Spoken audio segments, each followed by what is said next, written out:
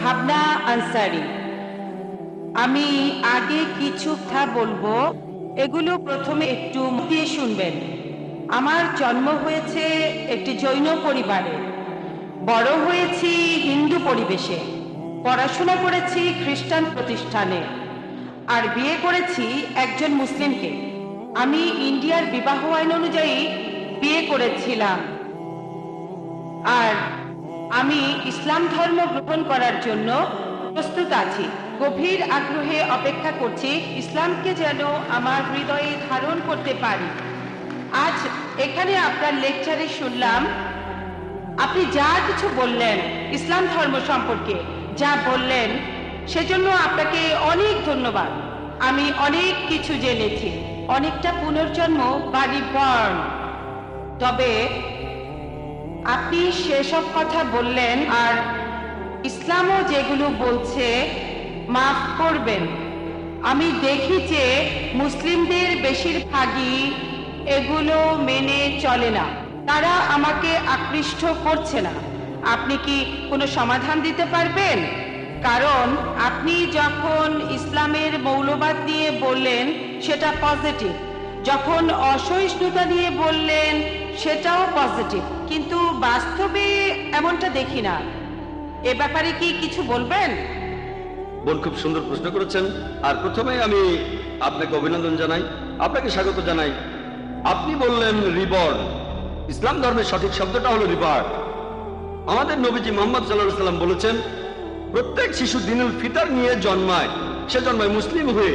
মুসলিম মানে যে নিজের ইচ্ছাকে আল্লাহর কাছে সমর্পণ করে। প্রত্যেক শিশুই যখন সে জন্মগ্রহণ করে সে আল্লাহর কাছে নিজেকে সমর্পণ করে। এরপরে নবীজি বলেছেন তাকে প্রভাবিত করে বাবা মা, গুরুজনেরা, তার শিক্ষকেরা, তারপর সে হয়ে যায় অগ্নি উপাসক, ভুল পথে চলে যায়।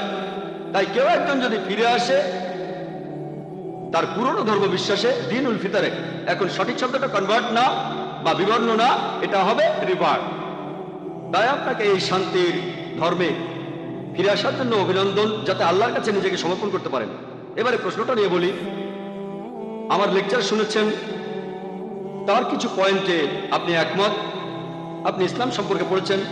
তবে এখানে আপনার আপত্তিটা হলো যে মুসলিম বা আপনার মতে বেশিরভাগ মুসলিম তারা ইসলামের শিক্ষা মেনে চলছে না। এখানে সমাধানটা কি? বোন, আমি আপনার সাথে একমত। এ ব্যাপারে আমি একমত যে অনেকেই এগুলো মানে না। তবে পরিসংখ্যান বলছে যে ধর্মের অনুসারীর সংখ্যা সবচেয়ে বেশি জনসংখ্যার দিক থেকে, আপনারা মাথা গোনেন, ধর্মের অনুসারীদের সংখ্যার দিক থেকে প্রথম অবস্থানে আছে খ্রিস্টান ধর্ম, প্রায় 200 কোটি মানুষ। ইসলাম 130 কোটি থেকে 40 কোটির মতো। তবে যদি দেখেন কতজন তাদের ধর্মটা পালন করে, বেশিরভাগ হচ্ছে ইসলাম 1 নম্বর, সবচেয়ে বেশি।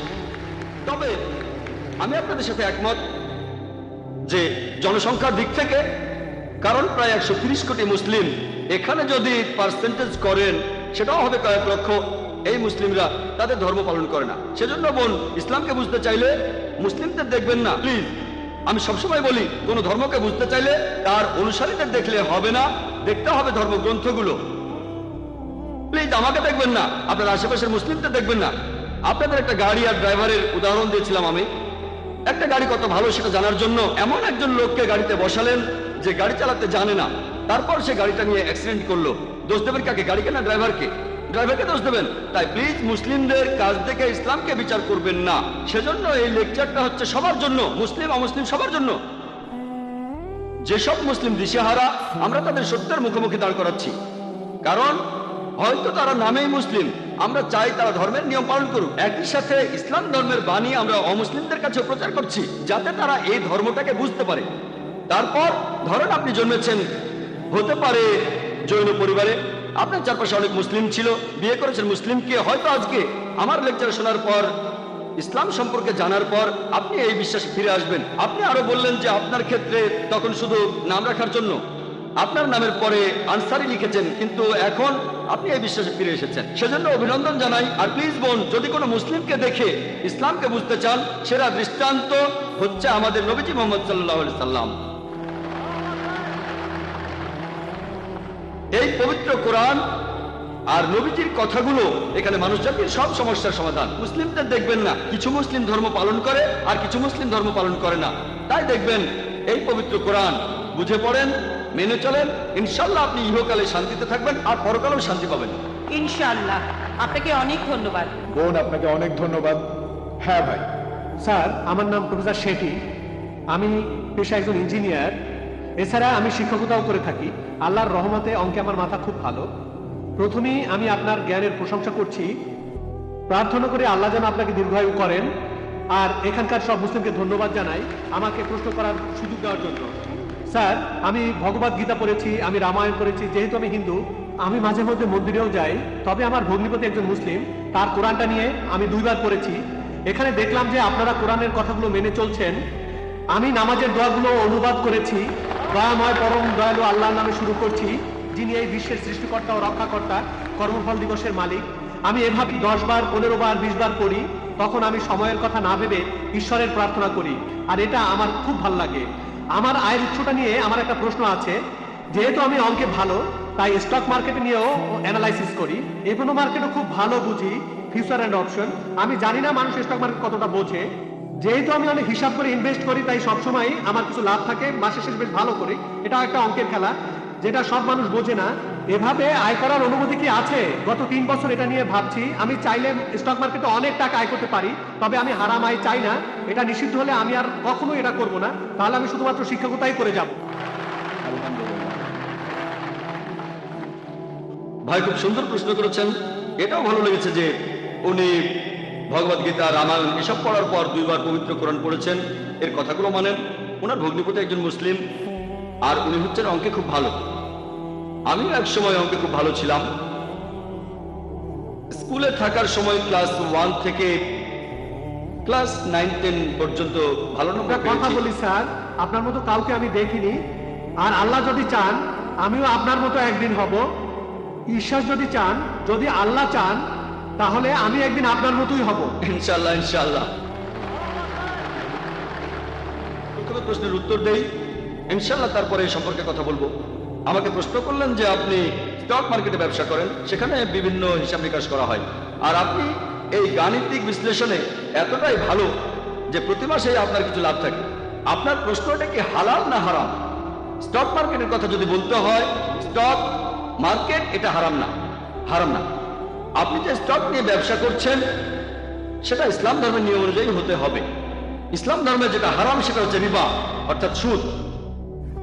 পবিত্র কোরআনে সব মিলিয়ে 8 জায়গায় বলা হয়েছে। আল্লাহ তাআলা বলছেন রিবা হচ্ছে হারাম। সূরা ইমরানের 130 নম্বর আয়াতে উল্লেখ করা হয়েছে, সূরা নিসার 161 নম্বর আয়াতে আছে, সূরা বাকারা 275 নম্বর আয়াতে 3 বার বলা হয়েছে, সূরা বাকারা 276 নম্বর আয়াতে, এছাড়াও সূরা বাকারা 278 নম্বর আয়াতে আছে, বলা হয়েছে তোমরা আল্লাহকে ভয় করো আর সুদের বকেয়াটা ছেড়ে দাও। তোমরা যদি সুদের বকেয়াটা ছেড়ে না দাও, সূরা বাকারা 279 নম্বর আয়াতে আল্লাহ বলছে আল্লাহ ও তার রাসূলের সাথে যুদ্ধের প্রস্তুতি নাও, আল্লাহ ও তার রাসূল। তাহলে সুদের কারবার করা হারাম। তবে শেয়ার মার্কেট, এখানে ইসলামের কিছুটা নিয়ম মেনে চলা হয়, সেখানে লাভ বা ক্ষতি হতে পারে।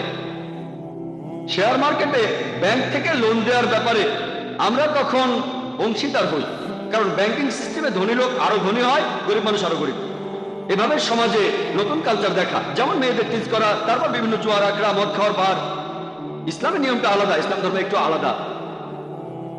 তাহলে ইসলাম আমাদের লাভ করতে উৎসাহিত করে। স্টক মার্কেটে আপনি কি করেন? শেয়ার কেনেন।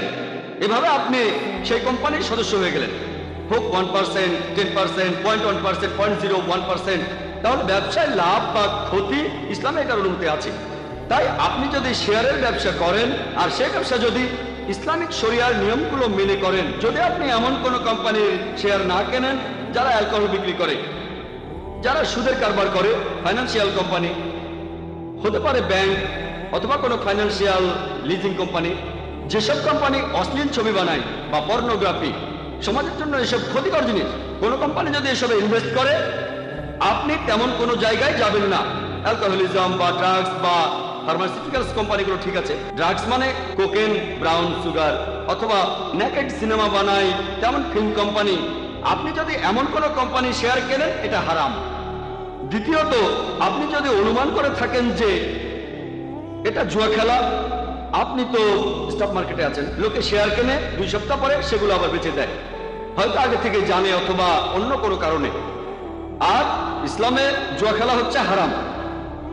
তাহলে আপনি যদি স্টক মার্কেটে ইনভেস্ট করতে চান, কোনো সমস্যা নেই, সেখানে ব্যবসা করেন, এভাবে স্টক মার্কেটে আপনি ব্যবসা করতে পারেন।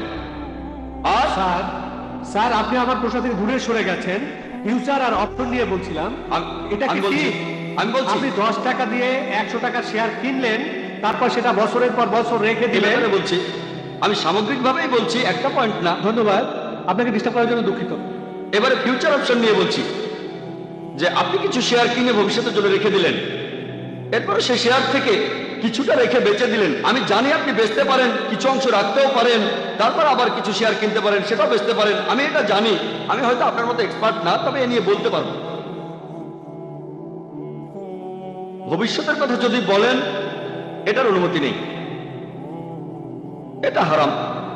মার্জিন ট্রেডিং, যেটা দেখবেন রিয়েল এস্টেট ব্যবসায়, আপনি 10%-এ কিনলেন, সেটার দাম বেড়ে গেল, কারণ কোনো ফ্ল্যাট কিনতে গেলে টাকা দেবেন কিস্তিতে, কিস্তির মেয়াদ 2 বছর, এখন 10% দিলেন, পরে 20%, তারপর দাম বাড়লো, আপনি বেঁচে দিলেন, ঠিক আছে।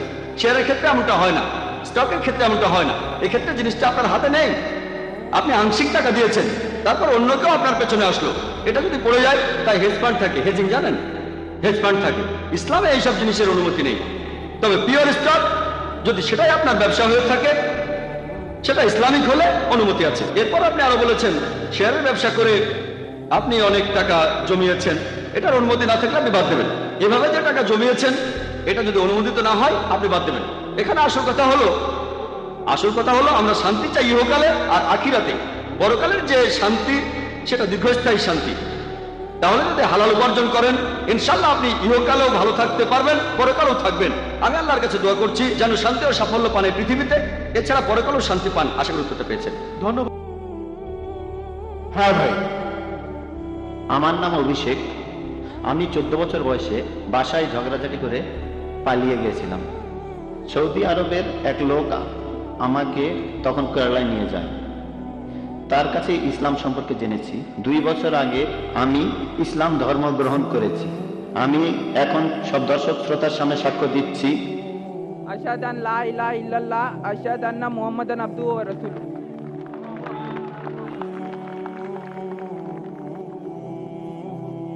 আপনার প্রশ্নটা, আপনি কি কোনো প্রশ্ন করবেন? না স্যার। ডক্টর জাকির কিছু বলবেন? হ্যাঁ ভাই, আপনাকে অভিনন্দন জানাই, আপনাকে স্বাগত জানাই এই শান্তির ধর্মে। আর আপনিও সাক্ষী দিতে পারেন যে সৌদিরা তরবারি ব্যবহার করেনি। আপনাকে কি জোরজবস্তি করা হয়েছিল? না। জোরজবস্তি না। বা বন্ধু? না, আমি স্বেচ্ছায় মাশাআল্লাহ। মুসলিম হয়েছি। মাশাআল্লাহ, উনি স্বেচ্ছায় মুসলিম হয়েছেন। আপনাকে কোরআনের একটা অনুবাদ দিতে চাই, আপনি কি স্টেজে আসবেন? আমি এখানে প্রথম লেকচার দিয়েছিলাম 8 দিন আগে। সেদিন এক বোন ইসলাম গ্রহণ করেছিলেন, আমি তার চেহারাটা দেখতে পাইনি। আমি শুধু বাম দিকের মাইকের প্রশ্নকারী চেহারাটা দেখতে পাই, বাম দিকের মাইক আর কাউকে দেখতে পাই না। প্রথম দিনের সেই মহিলাকেও আমি দেখিনি।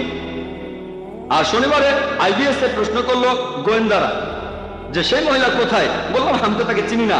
আপনারা হয়তো টিভিতে তাকে দেখেছেন, এখানে অনেক মানুষ আছেন, টেলিভিশনে দেখলে হয়তো সেই মহিলাকে আপনারা দেখতে পারেন। আপনি এখানে সাক্ষ্য দিতে পারেন যে আপনাকে জবরদস্তি করা হয়নি। এখানে জবরদস্তি করা যায় না, মুসলিম বানানো যায় না, স্বেচ্ছায় করলে হতে পারে।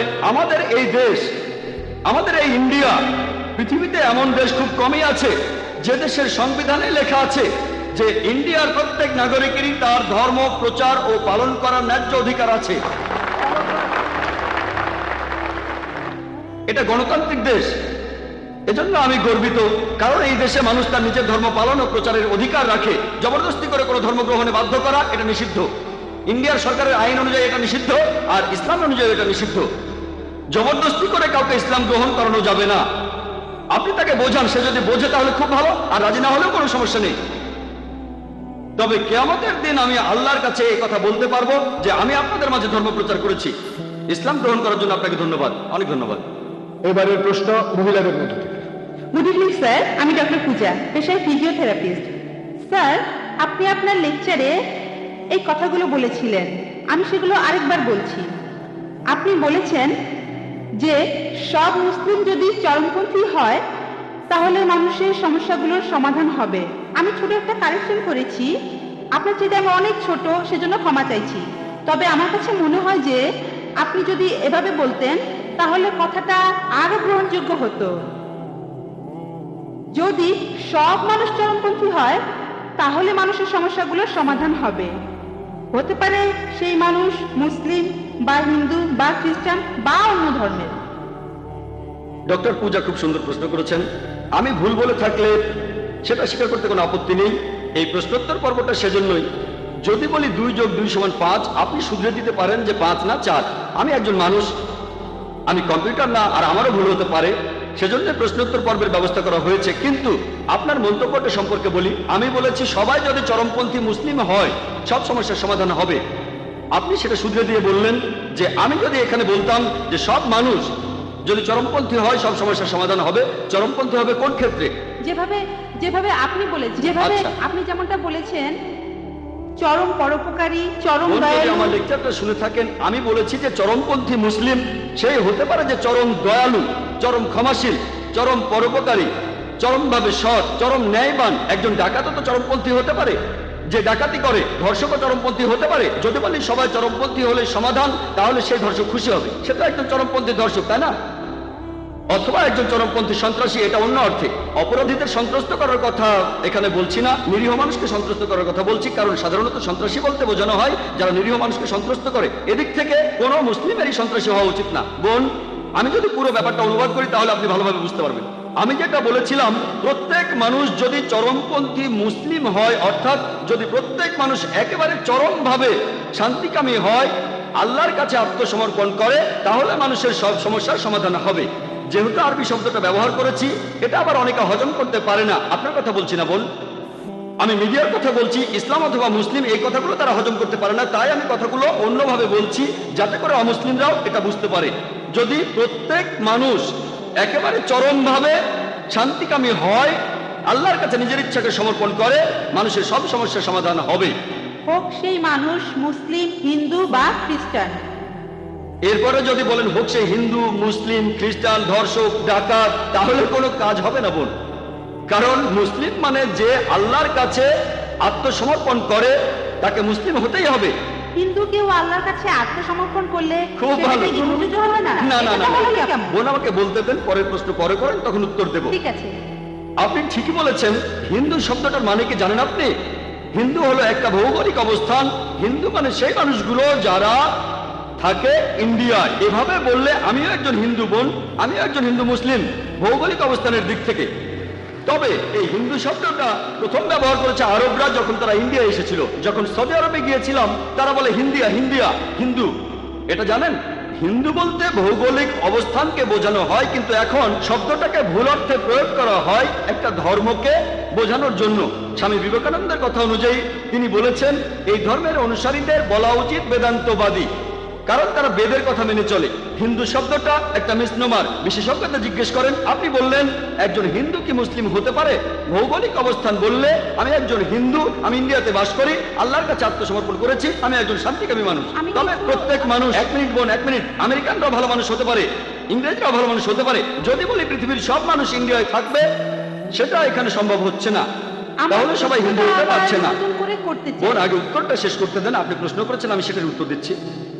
আপনি প্রশ্ন করেছেন, আমি উত্তর দিচ্ছি। আপনি আরেকটা চান্স পাবেন, সমস্যা নেই বোন, অবশ্যই। তবে আগে শেষ করতে দেন। আপনি যে শব্দটা বলেছেন সেটার অর্থ আপনার জানা উচিত। যদি পৃথিবীর সবাই ইন্ডিয়ায় থাকে, ইন্ডিয়ার সরকার সমস্যায় পড়ে যাবে। তারা বলে হাম দো হামারে দো, এককে বাদ আবি নাহি, দোকে বাদ কাবি নাহি। ফ্যামিলি প্ল্যানিং এর কথা বলে। আমরা 2 জন সন্তান, 2 জন, হাম দো হামারে দো, এককে বাদ আবি নাহি, দোকে বাদ কাবি নাহি।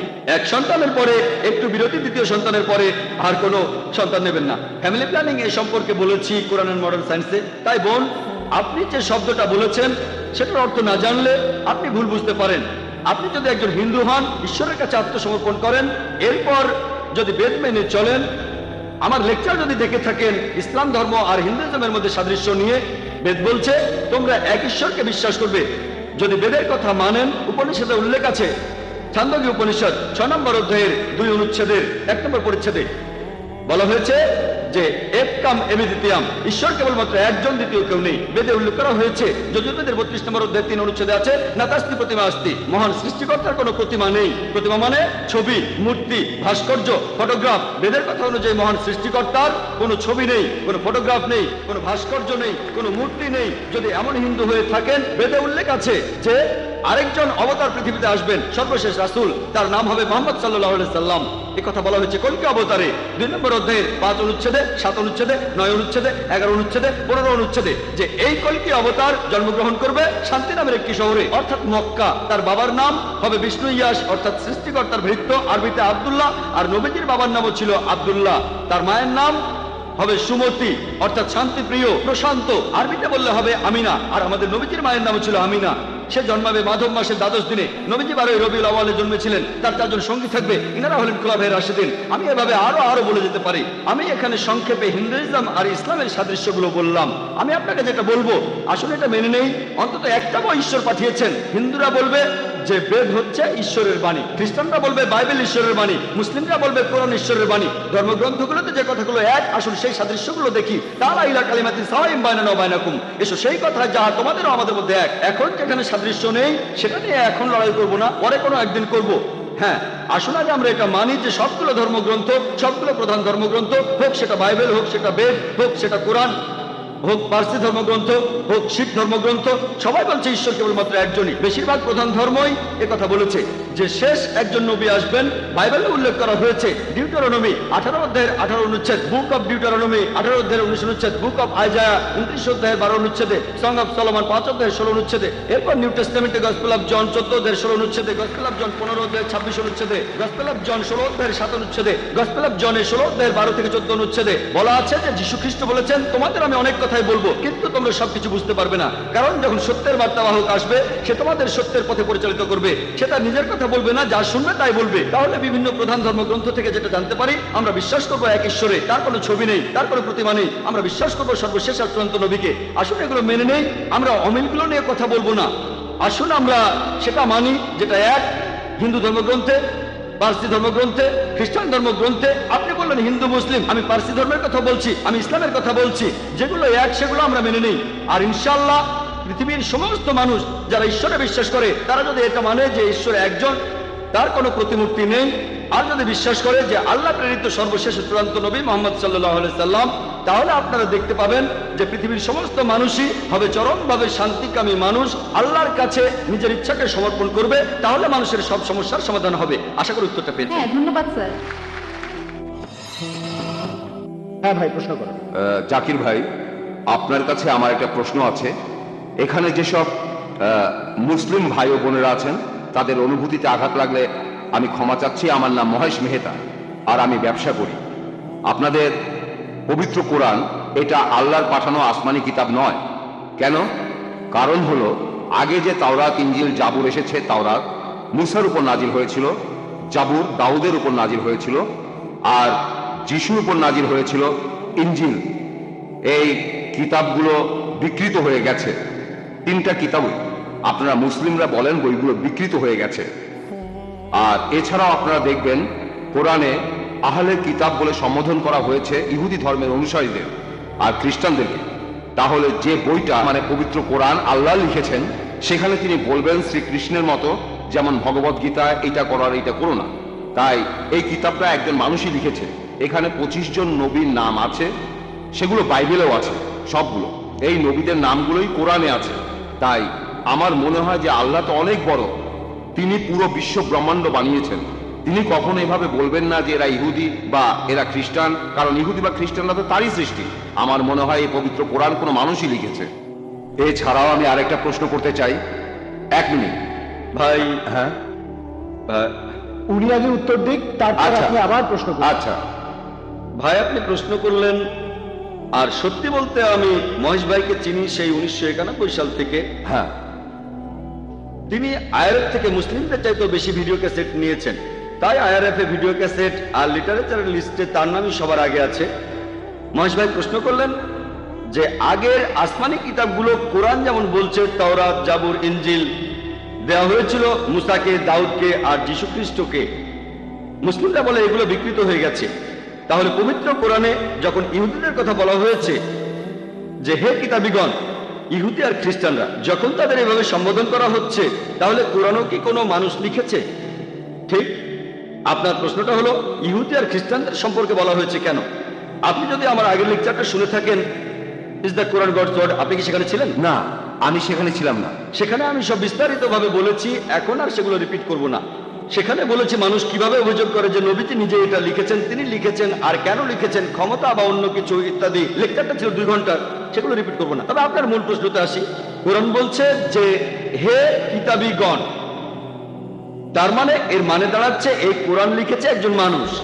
ভাই, কোরআন পড়লে দেখবেন, আর আপনি ঠিকই বলেছেন, কোরআনে 25 জন নবীর নাম বলা হয়েছে, আর এখানে যতজন নবী রাসূলের নাম বলা হয়েছে তারা সবাই ইহুদি।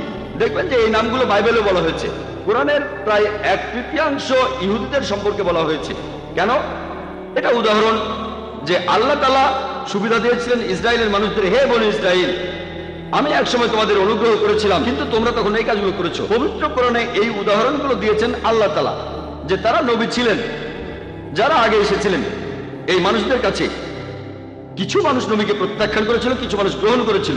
এখানে উদাহরণ দিতে গিয়ে বলা হয়েছে কুল ইয়া আহলাল কিতাব, বলো হে কিতাবীগণ, তাআলা ইলা কালিমাতিন সাওয়াইন বাইনানা ওয়া বাইনাকুম, এসো সেই কথায় যা আমাদের ও তোমাদের মধ্যে এক। তাহলে কোরআন এখানে মুসলিমদের বলছে যে তোমরা কিতাবীদের সাথে এই বিষয়ে কথা বলবে। কিতাবীগণ মানে যারা আসমানি কিতাব পেয়েছে। এখানে পবিত্র কোরআন পরিষ্কার করে বলেছে, যখন কোরআনে আহলে কিতাব বলা হচ্ছে, ইহুদি আর নাসারাতের কথা বলা হচ্ছে, ইহুদি আর খ্রিস্টানদের, তাহলে আল্লাহ বলছেন মুসলিমদের কিতাবীদের সঙ্গে কথা বলতে।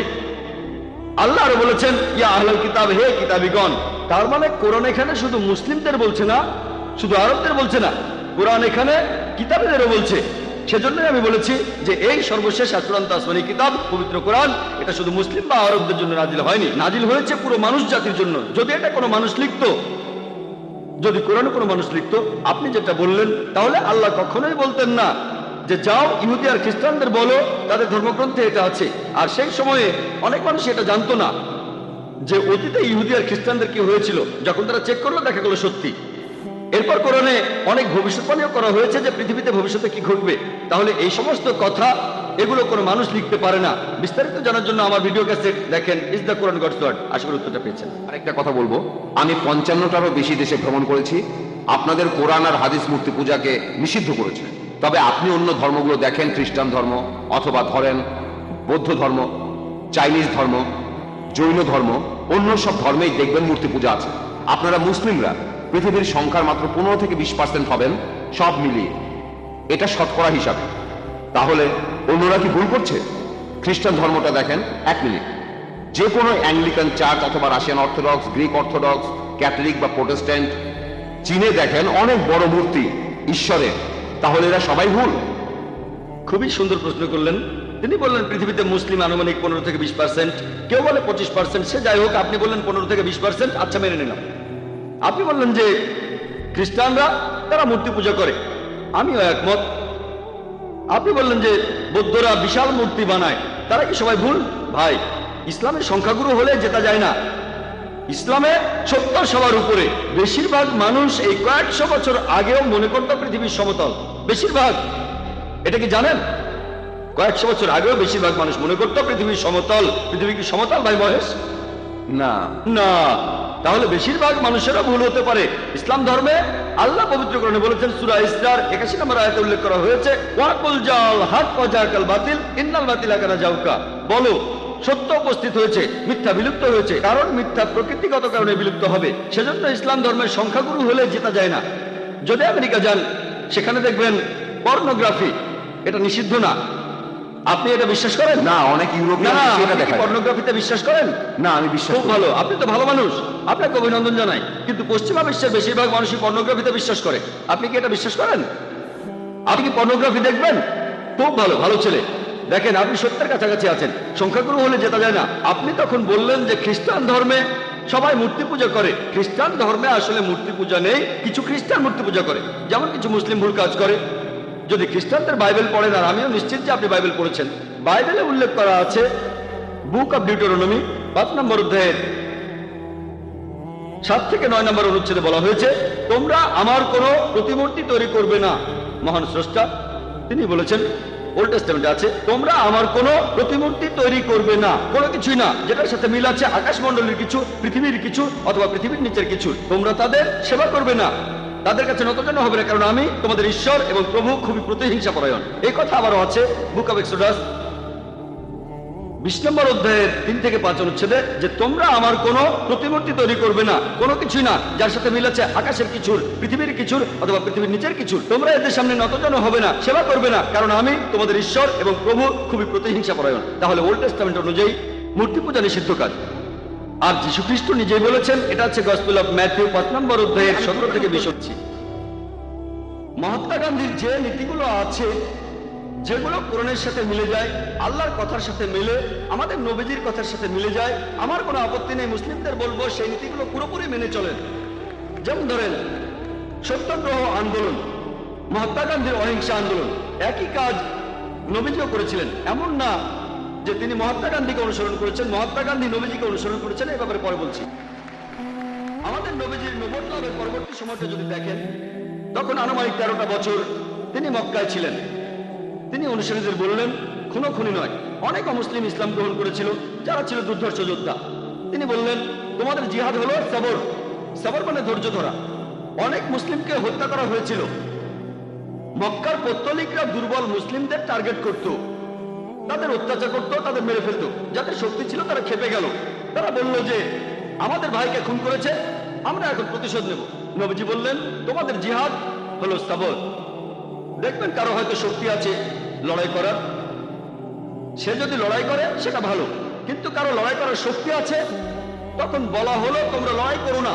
তারা নিজেদের সামনে রাখলো, এটাই শ্রেষ্ঠ জিহাদ। আরবি জিহাদ শব্দটার অর্থ সংগ্রাম করা, এর অর্থ চেষ্টা করা। তখন আমাদের নবীজি বলেছিলেন, খুনোখুনি নয়। তারা রাস্তায় নেমে পড়তেন আর বলতেন, আমরা সাক্ষ্য দিচ্ছি যে আল্লাহ ছাড়া কোনো উপাস্য নেই, আর মুহাম্মদ সাল্লাল্লাহু আলাইহি সাল্লাম আল্লাহর প্রেরিত রাসূল। মানুষ পাথর মারলো, তারা তাদের কিছু বললো না। তাদের অত্যাচার করা হলো, কিন্তু তারা প্রতিশোধ নিল না। নবীজি তাইফে গেলেন, লোকে পাথর মারলো, তিনি কিছুই বললেন না। তাহলে এটা হলো একটা পদ্ধতি, তবে এই পদ্ধতিটাই সব নয়। আগে আমি উত্তরটা শেষ করি। না স্যার, ডক্টর জাকিরের কথা শেষ হলে তারপর প্রশ্ন করবেন, একটু ধৈর্য ধরুন। আচ্ছা আচ্ছা ঠিক। আপনি প্রশ্ন করেছেন, আমি সেটার উত্তর দিচ্ছি। মহাত্মা গান্ধীর এই নীতি, এই অহিংসা নীতি অনেক ক্ষেত্রে কাজে লাগবে, কিন্তু এখন যদি ইন্ডিয়া সরকারকে বলেন যে এই লোকটা ডাকাতি করছে, এটা অপরাধ, অ্যারেস্ট করবেন না, এই লোকটা ধর্ষণ করছে, এটা অপরাধ, কিন্তু অ্যারেস্ট করবেন না, ইন্ডিয়া সরকার কি এটা মানবে? সবচেয়ে সে দেখবেন যে পুলিশ বাহিনী আছে, এই পুলিশ সেদেশের শান্তি আর নিরাপত্তা নিশ্চিত করতে মাঝে মধ্যে তারা বল প্রয়োগ করে অপরাধীদের বিরুদ্ধে, যাতে শান্তি বজায় থাকে। আপনি ইন্ডিয়ার সরকার বা বোম্বের পুলিশ কমিশনারকে বলতে পারবেন না যে দেখেন মহাত্মা গান্ধী অহিংসার কথা বলেছেন, তাই যে ডাকাতি করছে তাকে করতে দিন, তাকে শুধু বলেন ডাকাতি করবেন না। ধরেন কেউ আপনার বোনকে ধর্ষণ করছে, শুধু বলেন ধর্ষণ করবেন না, এটা হচ্ছে অহিংসা নীতি। এই নীতিতে সব কাজ হয় না। ইসলাম ধর্মে জুলম বলে একটা শব্দ আছে, জুলম।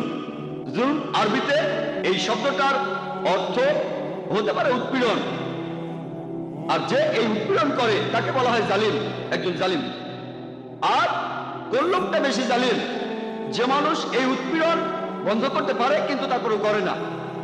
নবীজি মুহাম্মদ সাল্লাল্লাহু আলাইহি সাল্লাম বলেছেন, সহিহ মুসলিমে উল্লেখ আছে, যদি খারাপ কাজ হতে দেখো তোমার হাত দিয়ে তা থামাও। যদি হাত দিয়ে থামাতে না পারো তাহলে তোমার মুখ দিয়ে থামাও। যদি মুখ দিয়ে থামাতে না পারো তাহলে মনে মনে অভিশাপ দাও, আর মনে মনে অভিশাপ দিলে তুমি হবে সবচেয়ে নিচু স্তরের মুমিন, সবচেয়ে নিচু স্তরের মুসলিম। যদি আপনি দেখেন কেউ ধর্ষণ করছে, মহাত্মা গান্ধী বলেছেন ধর্ষণ করবেন না। তখন যদি আপনার তাকে থামানোর সামর্থ্য থাকে, আপনার হাত দিয়ে তাকে থামান। সে হয়তো আপনার বোন না, হয়তো আপনার মা না। যদি দেখেন কেউ ধর্ষণ করছে, তাকে হাত দিয়ে থামাতে পারলে আপনার হাত দিয়ে থামান। যদি সেটা না পারেন, যদি দুর্বল হন, শরীরে শক্তি না থাকে, মুখে বলেন ভাই সাহেব ধর্ষণ করবেন না, বলাৎকার করবেন না, ভাই ধর্ষণ করবেন না, আপনার মুখ দিয়ে তাকে বলেন। যদি ভাবেন আমি মুখে বারণ করলে লোকটা আমাকে মেরে ফেলবে, অন্তত পক্ষে মনে মনে অভিশাপ দেন। তাহলে পরিস্থিতির উপর নির্ভর করে কাজের পদ্ধতিও বদলাবে। নবীজি যখন মদিনায় গেলেন, একসময় শান্তি বজায় ছিল, তারা হুদাইবিয়ার সন্ধি করলো। মক্কার মুশরিকরা মুসলিমদের সাথে তখন একটা চুক্তি করলো, মুশরিকরা চুক্তি ভঙ্গ করলো, তারপর যুদ্ধ বেঁধে গেল। আল্লাহ তাআলা তখন বললেন, যুদ্ধক্ষেত্রে কাফিরদের দেখলে ভয় পেও না, লড়ো, হত্যা করো, পরিস্থিতির উপর নির্ভর করবে। একজন বিখ্যাত ঐতিহাসিকের কথা অনুযায়ী মাইকেল এইচ হার্ট, তার একটা বইতে তিনি পৃথিবীর ইতিহাসে 100 জন প্রভাবশালী মানুষের কথা বলেছেন। 1 নম্বরে তিনি বলেছেন মুহাম্মদ সাল্লাল্লাহু আলাইহি সাল্লামের কথা। শুধুমাত্র এই জন্যই কথাটা বলছি না, তিনি এখানে আরো বলেছেন মহাত্মা গান্ধী সম্পর্কে। মাইকেল এইচ হার্ট খুব বিখ্যাত ঐতিহাসিক, ইতিহাসের 100 জন প্রভাবশালী মানুষের কথা বলার পরে তিনি সেখানে বেশ কিছু কথা বলেছেন। এখানে তিনি তখন মহাত্মা গান্ধী সম্পর্কে বলেছেন। তিনি লিখেছেন যে মহাত্মা গান্ধীর এই সত্যাগ্রহ আন্দোলন, যেটা ছিল তখনকার গুরুত্বপূর্ণ আন্দোলন, এটার জন্যই নাকি ব্রিটিশরা তখন ফিরে গিয়েছে। কিন্তু তিনি বলেছেন যদি এই আন্দোলনটা না হতো তারপরও ইন্ডিয়া ঠিকই স্বাধীন হয়ে যেত। এটা বলেছেন বিখ্যাত ঐতিহাসিক মাইকেল ছাড়। তাহলে যেটা বুঝতে পারি, পরিস্থিতির উপর নির্ভর করে কাজের পদ্ধতিটা ঠিক করতে হবে। সব সময় অহিংসা নীতি চলবে না, মাঝে মধ্যে দেশে শান্তি বজায় রাখার জন্য আমাদের বল প্রয়োগ করতে হয়। যেমন দেখেন, প্রত্যেক দেশে পুলিশ বাহিনী থাকে, আইন প্রয়োগ করে। কেউ যদি কোনো কিছু নিয়ে বাড়াবাড়ি করে, ধর্ষণ করে, ডাকাতি করে, নিরীহ মানুষদের ক্ষতি করে, তখন শেষ উপায় হিসেবে প্রত্যেক দেশের পুলিশ যেমন বল প্রয়োগ করে, একইভাবে ইসলাম বলছে যে শেষ উপায় হিসেবে, শেষ অবলম্বন হিসেবে মাঝে মধ্যে শান্তি বজায় রাখার জন্য বল প্রয়োগ করতে হয়। আশা করি উত্তরটা পেয়েছেন। আর কিছু বলতে চাইলে এখন বলতে পারেন। না স্যার, উত্তরে আমি সন্তুষ্ট। আপনাকে অনেক সেজন্য ধন্যবাদ। বলেছিলাম বাধা দেবেন না, এটা আমার পেশা, আমি এই কাজটাই করি। পুরো উত্তরটা শুনলে তারপর বুঝতে পারবেন। আমি শুরু করলে যদি হাত তোলেন, যখনই আপনি আপনার হাতটা তুলছেন আপনার মাথায় তখন প্রশ্নটা ঘুরছে, আমার উত্তরটা শুনছেন না। যখন আপনি শুনেছেন মনোযোগ দিয়ে, ইনশাল্লাহ তাহলে বুঝতে পারবেন। না পারলে ইনশাল্লাহ আপনি আরো সুযোগ পাবেন। এছাড়া আমি এখানে উপস্থিত সব মুসলিম ভাই বোনদের অনুরোধ করব, আপনারা ডক্টর জাকির নায়কের মতো একজন অসাধারণ মানুষকে পেয়েছেন। দয়া করে আপনারা সবাই উনাকে অনুসরণ করবেন। অবশ্য এমন অনেক মানুষই আছে যারা ঠিক পুরোপুরি মেনে চলে না। আশা করি যে মুসলিম ভাই বোনেরা ইসলাম ধর্ম পালন করবে পুরোপুরি, আর ইন্ডিয়াকে গর্বিত করবে। ধন্যবাদ। আপনাকে ধন্যবাদ। আমি অনুরোধ করবো মুসলিমদের সবাইকে অনুসরণ করবেন নবীজি মুহাম্মদ সাল্লাল্লাহু আলাইহি সাল্লামকে আর সর্বশেষ আসমানি কিতাব এই পবিত্র কোরআনকে। এখানে ভাই আপনি বললেন যে মুসলিমদের উচিত আমাকে অনুসরণ করা। আমি অনুরোধ করব তখনই আমাকে অনুসরণ করবেন যখন আমি কোরআন আর সহিহ হাদিস অনুসরণ করব। তাই আমি